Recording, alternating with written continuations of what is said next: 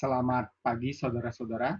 Hari ini perkuliahan kita buka dengan membahas bagian terakhir dari buku Zygmunt dan kawan-kawan, yaitu bagaimana mengkomunikasikan hasil suatu penelitian, baik dalam bentuk laporan tertulis, presentasi, dan tindak lanjut. Nah, kita lihat di sini yang namanya laporan itu tentu harus ada, setelah kita melakukan riset selalu ada laporan. Kalau dalam tahap pembelajaran, saudara melakukan riset, ada laporan dalam bentuk skripsi. Nah, Anda sebagai peneliti harus melaporkannya dengan menggunakan bahasa-bahasa yang mudah dipahami. Nah, sehingga nanti kenapa? Karena nanti pada dasarnya pembaca saudara itu hanya melihat apa yang ditulis saudara. Jangan sampai nanti ketika pembaca bingung, terus mereka mempersepsikan hal yang berbeda-beda. Sehingga sangat penting menulis itu menjadi suatu hal kunci dalam kita melakukan komunikasi tertulis dalam bentuk riset report. Nah, biasanya kalau kita lihat proses komunikasi, di sini ada yang namanya proses komunikasi, proses di mana seseorang memberikan pesan kepada audiensnya. Nah, audiensnya siapa? Para pembaca riset saudara, para pembaca dalam kasus ini skripsi saudara. Nah, ada beberapa elemen penting terkait komunikasi yang dapat membuat skripsi Anda berhasil. Gitu. Kita lihat pertama komunikatornya sendiri, Anda sendiri. Kemudian pesan yang saudara sampaikan dalam report tersebut, mediumnya, audiensnya, dan feedback. Nah, secara grafis kita lihat proses komunikasi dimulai dari komunikator memberikan pesan melalui media. Medianya nanti bisa dalam bentuk report skripsi saudara dan medianya juga dalam bentuk presentasi mempertahankan tugas akhir. Nah, siapa audiensnya? Tentu para pembaca skripsi saudara. Kalau ujian tentu audiensnya adalah para dosen tim penguji. Nah, di sini nanti pada saat saudara ujian akan diberikan suatu feedback. Feedback itu tujuannya agar apa yang saudara tulis dalam skripsi saudara menjadi lebih baik sehingga mudah dibaca oleh adik-adik kelas saudara, perusahaan, dan peneliti selanjutnya. Nah, di sini kita lihat seringkali terjadi masalah antara komunikator, pemberi pesan, sama audiens. Nah, message itu seringkali hilang. Terutama dalam kasus penulisan skripsi itu adalah karena bahasa yang digunakan komunikator susah dimengerti. Dan memang ada masalah di generasi Anda ini, generasi milenial, saudara writing literasinya tidak terlalu baik. Berbeda dengan generasi X, Y, dan Z yang lebih dulu dari Anda itu, mereka terbiasa dengan menulis. Zaman dulu mereka harus menulis apa yang terjadi setiap hari itu dalam agenda diari-hari sehari-hari. Nah, sekarang saudara jarang menggunakan itu. Tentu itu menjadi masalah. Nah, sekarang apa itu laporan riset bisnis? Nah, riset report itu adalah pernyataan tertulis ataupun presentasi oral tentang hasil riset saudara. Kemudian rekomendasi strategik dan konklusinya terhadap audiens tertentu. Nah, kalau misalnya objek saudara, penelitian saudara adalah untuk perusahaan, maka penelitian itu tentu diarahkan kepada klien perusahaan saudara. Ya. Nah, kemudian biasanya dilakukan dengan formal presentation. Dalam hal ini, saudara presentasi entah itu di depan dosen penguji, entah di depan perusahaan. Nah, mengingat wabah yang saat ini ada coronavirus di tahun 2020, maka presentasi itu bisa dilakukan melalui internet, termasuk ujian skripsinya juga bisa dilakukan melalui internet. Nah, sekarang kita lihat bagian-bagian dari suatu report. Nah, ini standarnya dari buku Zygmunt. Nah, nanti ketika saudara menulis, itu ada standarnya. Standarnya mengikuti standar penulisan pedoman skripsi yang berlaku di Ubaya.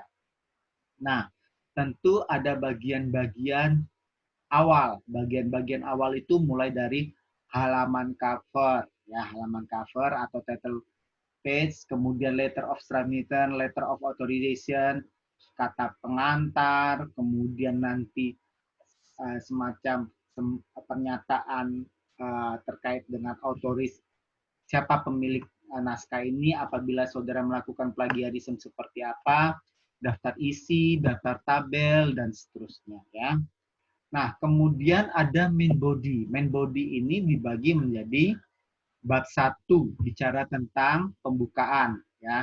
Bab 1 bicara tentang pembukaan, mulai dari latar belakang dan macam-macam. Coba kita lihat sebentar ke materi ini kita berikutnya, sebentar.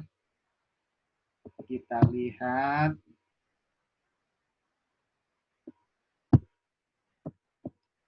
di materi yang seperti saudara di pedoman.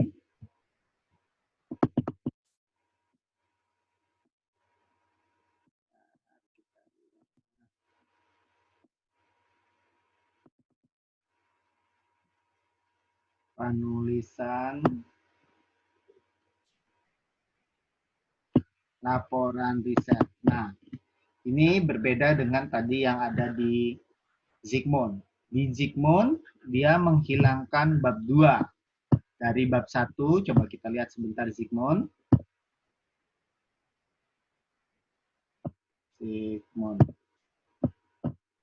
Nah, di sini, di Zygmunt dimulai dari introduction. Itu kalau kita deskripsi bab 1. Nah, tidak ada bab 2. Langsung masuk ke metodologi. Nah, ini adalah format standar jurnal-jurnal internasional. Saudara perhatikan jurnal saudara biasanya dimulai dari introduction, kemudian langsung masuk metodologi, kemudian hasilnya apa, keterbatasannya apa, konklusi dan rekomendasi penelitian selanjutnya seperti apa. That is dalam bentuk jurnal-jurnal yang termodern saat ini. Namun kalau untuk skripsi, tesis sama juga standarnya di seluruh dunia. Kita lihat ini, saya perbesar. Bab satunya, introduction-nya, pendahuluannya harus isi apa? Sama, isinya tentang latar belakang, mengapa topik ini penting, harus diteliti, kemudian gap-gap yang terjadi, atau biasanya kalau dalam riset yang sifatnya permintaan dari perusahaan itu masalah-masalah yang terjadi di perusahaan. Seharusnya kinerjanya membaik, ternyata kinerja perusahaan tidak membaik. Itu namanya Dasein versus Dassault. Nah, kemudian setelah kita mengetahui masalah, berarti tujuan penelitian kita adalah menjawab masalah penelitian tersebut. Nah, terus kita lanjutkan dengan bab 2. Kita baca jurnal, kita baca buku, dan macam-macam. Itu kalau bentuk format skripsi dan tesis. Nah, namun mengingat yang namanya jurnal itu halamannya terbatas, tidak bisa 100 halaman, maka bab 2 yang biasanya tebal berisi jurnal-jurnal ini dihilangkan dalam formatnya Zygmunt, dalam format jurnal-jurnal internasional. Karena dianggap para pembaca sudah mengerti tentang teori-teori tersebut, tentang jurnal-jurnal tersebut, sehingga mereka sudah hadirkan gap, terus bagaimana menyelesaikannya melalui metode penelitian. Nah, kalau untuk proses pembelajaran harus tetap ada bab 2-nya. Nah, di sini biasa hasil akhirnya adalah hipotesis. Kemudian dilanjutkan dengan metode penelitian. Sama saja tadi metode penelitian, mulai jenis riset, sumber data, populasi, variabel, ini sudah pernah kita bahas bersama-sama. Ya. Untuk mata kuliah metode penelitian, proposal saudara adalah mengumpulkan dari bab 1 sampai bab 3. Tolong perhatikan jadwal pengumpulan di ULS baik-baik. Nah, kemudian kalau skripsi ditambahkan hasil dan pembahasan serta penutup. Nah, ini juga sudah pernah kita bahas.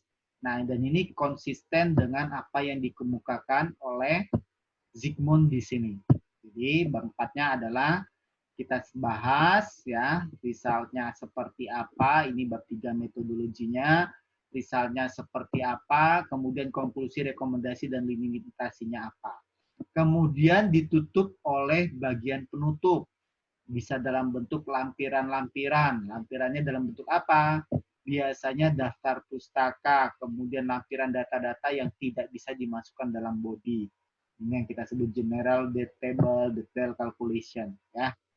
Nah, kalau bibliografi itu adalah riwayat saudara sendiri, itu di sistem skripsi kita tidak kita masukkan. Oke, ini format hampir sama. Nah, di sini title page seharusnya menyatakan apa? Nah, di halaman utamanya itu halaman cover. Nah, ini mengindikasikan tujuan dari riset ini apa. Biasanya tercermin dari judulnya tersebut. Kemudian riset ini akan ditujukan kepada siapa, oleh siapa. Nah, biasanya kalau di dalam cover skripsi ada penulisnya, misalnya Joni, seperti itu. Kemudian ditujukan, nah kalau karena skripsi itu ada syarat kelulusan, maka ditujukan untuk memenuhi syarat kelulusan. Tetapi kalau nanti misalnya dalam bentuk saudara menjadi peneliti bagi perusahaan, nah nanti ditujukan kepada Direktur PT ABC. Penulisnya oleh Joni, seperti itu ya. Kemudian tanggal. Nah, kalau tanggal biasanya kita sebutkan paling bawah tanggal rilisnya tanggal berapa. Nah, kalau di skripsi tahun paling bawah itu tahun saudara mengumpulkan skripsi tersebut. Nah, kemudian ada beberapa pernyataan yang ini kita modifikasi. Kalau di dalam skripsi kita sebut sebagai kata pengantar, kemudian surat pernyataan plagiarisme, baru kemudian dimasukkan daftar isi, daftar tabel, daftar singkatan, daftar gambar, daftar istilah kalau ada. Oke. Nah, kemudian ini kita lewatkan. Bagian dari report berikutnya adalah summary atau abstrak. Nah, abstrak itu berisi 3 hal. Pertama, purpose. Yang kedua, method. Yang ketiga, result. Apa sih tujuan dari penelitian saudara itu? Kemudian bagaimana metodenya, kemudian bagaimana hasilnya. Itu semua ada di halaman summary atau abstrak. Ya. Kemudian bodinya. Nah, body nanti kita mulai dari introduction, riset metodologi, hasil risetnya seperti apa, pembahasannya seperti apa, penutupnya dalam bentuk konklusi dan rekomendasi. Nah, nanti diikuti dengan lampiran-lampiran. Oke, ini dalam bentuk report online. Nah, ada abstrak hampir sama dengan skripsi. Introduction bab 1, ya, bab 1 itu ada background, literatur review, hipotesis, itu digabung jadi satu. Kemudian langsung masuk ke bab 3, research method, bab 4 terdiri dari result and discussion. Nah, ini sama persis dengan skripsi jurusan manajemen di mana result and discussion itu dipisah. Result itu bicara hasil statistiknya.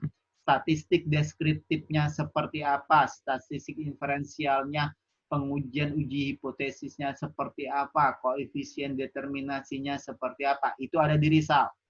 Nah, diskusinya nanti bicara tentang hasil-hasil itu harus dibunyikan juga. Nah, terus dari situ kita masuk ke bagian penutup, konklusinya seperti apa, kemudian keterbatasannya apa, kemudian riset ke depan seperti apa. Jangan lupa cantumkan referensi. Oke. Nah, kemudian daftar lampiran. Nah, saudara diminta menggunakan gambar-gambar dan tabel-tabel yang mempermudah pembaca untuk memahami isi skripsi saudara. Ingat, judul gambar itu hanya ada 2 kemungkinan. Di bawah teks, ini ada gambar, di bawahnya, atau di sampingnya, kalau gambar. Ya. Namun, skripsi Ubaya menganut paham semua gambar, di bawahnya ini baru gambar 1, gambar 2. Sebaliknya kalau tabel selalu di atas judulnya. Jadi ada tabel, di atasnya baru tabel 1, tabel 2, tabel 3. Selalu ada table number, title-nya apa. Footnote atau source note selalu disampaikan ya sumbernya kalau saudara mengutip. Oke. Ini contoh tabel 1, kemudian data, sumbernya seperti apa. Ingat, sumber dan catatan ini dalam font yang lebih kecil. Silakan lihat pedoman skripsi. Nah, terus bagaimana kalau dengan gambar? Nah, kalau gambar bisa macam-macam. Nah, tapi judul gambar kita selalu letakkan di bawah. Gambar 1 bicara tentang hasil customer satisfaction. Kalau ini penjelasan dari batang ini, warnanya ini maksudnya apa. Oke. Terus pie chart sama juga. Di sini tidak boleh di atas. Kalau kita standar ubaya adalah gambar unit sold. Kalau masalah keterangan bisa di samping. Oke. Oke, kita lewat lagi. Nah, ini juga sama. Spending on prescription drug di Ubaya menganut paham gambar 1, spending on prescription drug, ini ada di bawahnya. Nah, ini bisa masuk projected data. Oke. Kita lihat contoh-contohnya, bagi macam-macam contohnya, bagaimana kelobar. Nah, kemudian setelah saudara membuat skripsi dalam bentuk tulisan, saudara wajib mempresentasikan dalam ujian skripsi. Nah, hal-hal yang harus disiapkan, bagaimana saudara mempersiapkan materinya. Ingat, presentasi saudara dibatasi 10 sampai maksimum 15 menit. Jadi jangan biasakan membawa yang terlalu banyak isi-isi di dalam PowerPoint. Nah, yang paling penting adalah jelaskan tujuan penelitianmu, kemudian objeknya, metodenya bagaimana, hasilnya bagaimana. Oke, pergunakan grafik itu sangat membantu. Nah, berbicaralah secara efektif dan harus meyakinkan, karena di sini saudara akan diuji. Nah, oke, kemudian kita lihat aturan bagaimana membuat PowerPoint. Biasanya sekitar 10 slide itu jumlah yang cukup optimal. Waktu presentasi 20 menit maksimal, ya tapi di Ubaya kita sekitar 15 menit.